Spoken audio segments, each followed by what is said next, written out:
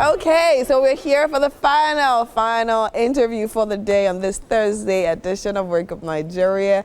And here with me I have DJ Horphuray, also known as Big Ray. Now he is a Guinness World Record holding multi-award winning Nigerian gospel DJ, redefining how the world experiences gospel music. I love it so much. Welcome to Wake Up Nigeria. How are you doing today? I am good. How about you? I'm very well, thank you. So now there's something that I'm really impressed by is by the gospel music community, right? Yeah. We have a lot of young, energetic individuals literally going into that space and literally making sure that, see, gospel music is literally is absorbed in a very, very different way. So tell me, how did you get to that point, deciding this is what you want to do? Story is long, but I'll cut it short. Your summary. All right, yeah. So I think we were just young guys who wanted to redefine how people envision Christian music, because back then they said Christian music are boring. Yes. You agree with that? Then now, in those days now, come on. Right, I mean, no, so this is, it's not like I agree with it, but I mean, I grew up in deeper life. Oh, okay. Do you understand? Yeah. And then no drums, no instruments, just your hands. Do you understand? So, I mean, it got to a point where even other one, you're not even just generally interested. Do you get? So basically, we're just young guys who decided to do something different, and we have to or rather, we are building a community where you can have a clean, fun environment without alcohol, without drugs or anything. Oh, nice. And still party in the Holy Ghost and have amazing fun.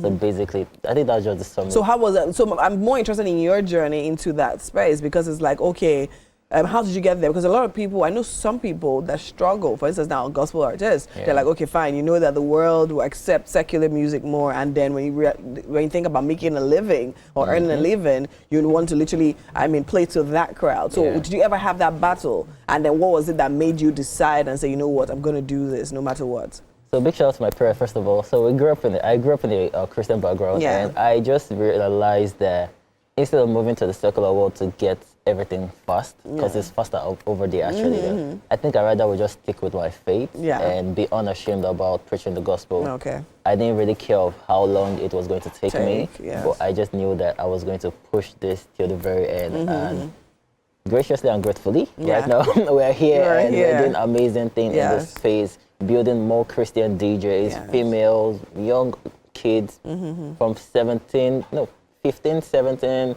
they meet me, or their parents even text me and be like, yo, my child wants to become a Christian DJ. I'm like, oh, nice. 3 years ago, they would disown you. Exactly, true. I'm really amazed and I'm really grateful to God, because it's been a journey so far. It didn't start all great, but... Okay, so you were never one of those kids that left home based on the fact that you grew up in the church background and just went into the world. Did you have that phase? Yeah, just been a good boy. My parents didn't really agree with that. They never agreed. They never did actually. They almost disowned me because of the DJ. Yeah, because of you have the most unserious child ever. So how did you manage to convince them? I didn't convince them. You didn't. I did not. I like anything you guys want to think.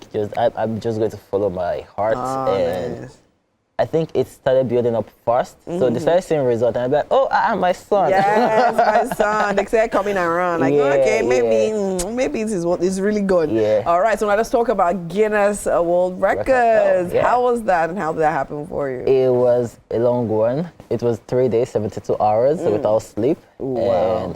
And a lot of people came along, and it was amazing seeing Christian folks. Yes, coming to support you. I think that built people's strength in going,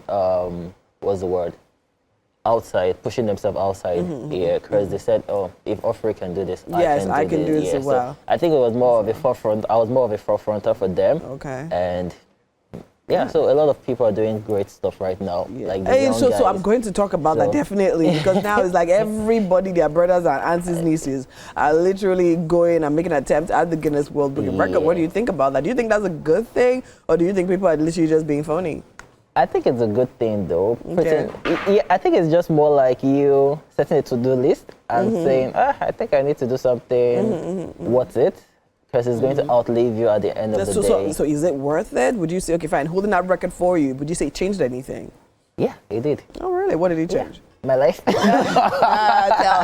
us. Were you open to more opportunities? Did you so in the Christian space, it's quite dicey, but I think I'm taking it one step at a time. Okay. In as much as I'm not where I want to be, but I've seen progress since when I started, or rather, when I did the Guinness World Record in 2021 at Culture Yard in Kedra. Because there's no actual money. It's not like they hand you money. They just give you the plaque, right? So the plaque literally it attracts. Yeah, it just gives you the visibility you need, right? Visibility, right? Okay. And people feel like, or rather, people know how authentic your brand is, and they start calling you for gigs and get opportunities in and out of the country and all. Okay, great. So now, of course, there's a controversy of, we're going to talk about this on the backdrop of your upcoming concert. There's the, when I call it controversy, so once upon a time, there was the issue of, okay, fine, guest ministers now and music ministers, gospel ministers going to perform at churches and so people are like, okay, fine, they charge. And they're like, oh, okay, why should you charge? You're a gospel artist. You shouldn't charge. Me up. So what do you think? And of course, as a DJ as well, they call you to come and DJ a church event. Will you charge, first off? Definitely, I am going to charge. Definitely. Now tell me why. Give me the rationale behind that. So basically, I think the church needs to understand that we're all humans and we have things to do. In as much as I do not put a price on my on your craft. On my craft, especially with the churches, because I know how cool so you say honorarium. Almost like the honorarium can be bad, because I remember there's one day they gave me 1,000 naira inside a envelope. I wanted to scream. Oh my Lord, are you joking? So I thought it was a check. It was flat, very flat, and I'm like, thank you, Jesus. This is going to settle this and this.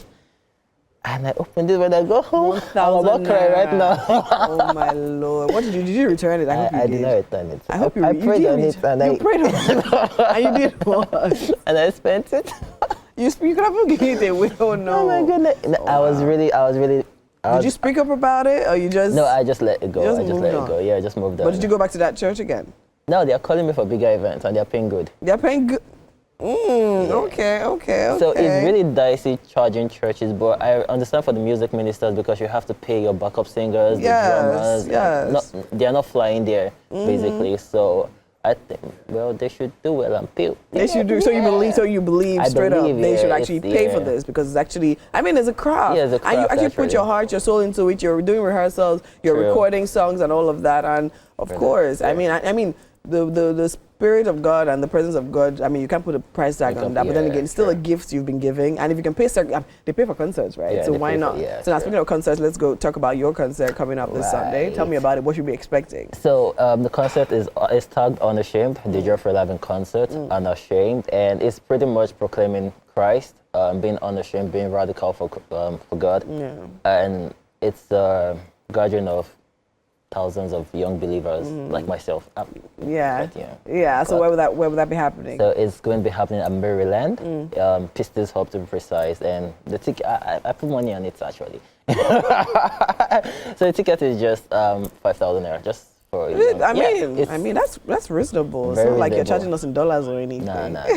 Well, we'll get there. But so it's going to be an amazing experience. We have the likes of Gaze Baba, Mike Abdul, Spirit of Prophecy, Obarenge, Angelo. A lot of my guys are coming through. It's going to be amazing. Okay. And I want everyone to come and be there. I'm definitely sure it's going to be an amazing time in God's presence. And well done, and kudos to you for everything you're doing. It takes a lot of guts, actually, in this time with everything that's happening, to actually step out and say, you know what, for Christ, I'm going to do this no matter what. All right, so we have breakfast for you. I hope you.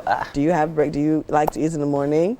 I'm not a morning person, but today. You will eat. All right, amazing. So we're going to be heading over to the kitchen now. Okay. All right, let's go.